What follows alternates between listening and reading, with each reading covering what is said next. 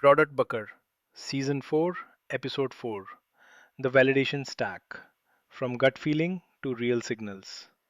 Welcome back to Product Bucker. Let me start with a scene every product manager knows too well. You have an idea, it feels right, your team likes it, leadership nods along, there's energy in the room. 6 months later, the feature is live, the launch email is sent, the dashboard refreshes, and nothing happens. Adoption is flat, engagement is weak, everyone quietly moves on. Not because the idea was bad, but because it was unvalidated. Gut feeling is not useless, it's often where good ideas begin, but gut feeling is not a strategy. Validation is what moves you from belief to evidence. Today, we are breaking down something every strong product manager uses: the validation stack. A layered way to reduce risk before you burn time, money, and trust. If you're new here, welcome. I'm Rishikesh, a product manager and the founder of Product Sense.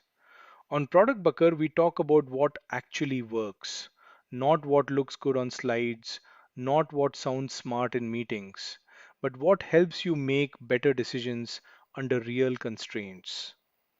Let's talk validation. Let's rewind to a famous example: Zappos.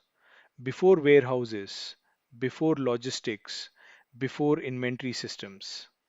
The founder had one simple question: will people buy shoes online without trying them on? Instead of debating, he tested it. He went to local shoe stores, took photos of shoes, put them on a basic website. When someone placed an order, he bought the shoes himself and shipped them. No automation, no scale, no efficiency, just learning. That experiment validated demand before serious code or serious money. That's validation. Cheap learning, early learning. Every idea you don't validate adds invisible risk to your roadmap. And here's the key point: validation doesn't slow you down, it saves you from running very fast in the wrong direction. Here's the mental model: think of validation as a stack or a ladder. Each layer increases confidence while keeping investment low. Miss a layer and risk leaks in. There are three layers. First layer: desirability. Do users even want this? Not is it cool, not do stakeholders like it. Do users care enough to change their behavior?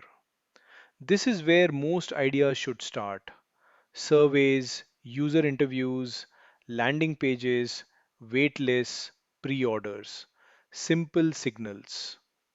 A classic example is Dropbox.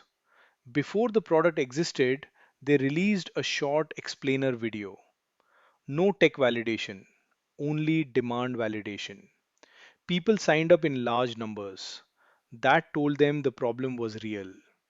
Here's a simple rule of thumb: if fewer than 20 to 30% of your target users show clear intent to use or pay, pause. It's not a no, but it is a signal that something needs reframing. Second layer: feasibility. Can we actually build this? Not theoretically, practically, with the team, technology, and timelines we have. This is where prototypes matter: not production systems, not scalable architecture, just proof, mocks, experiments, technical spikes. A well known example comes from Tesla.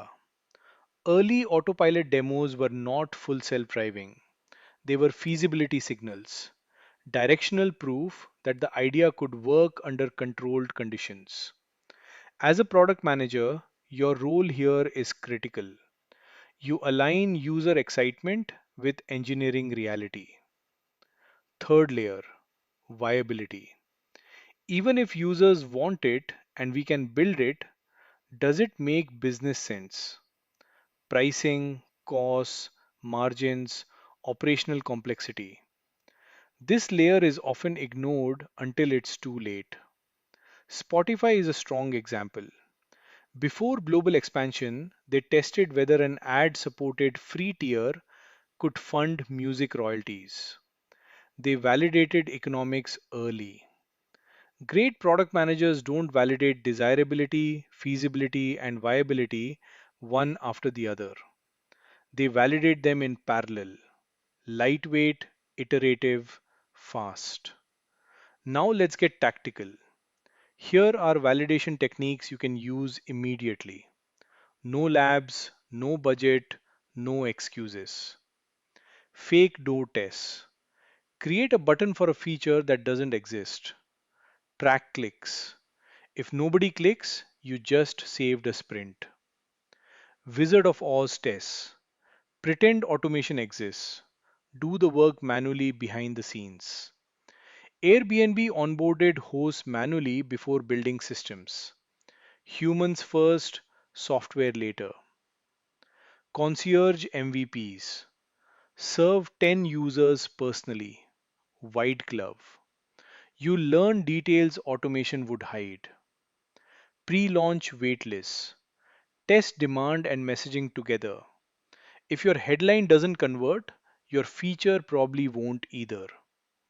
Validation is not about perfection, it's about directional confidence. Let's talk about Superhuman. Before launch, they interviewed hundreds of Gmail power users. But notice the question they asked. Not, would you pay for this? They asked, how disappointed would you be if you could no longer use Superhuman?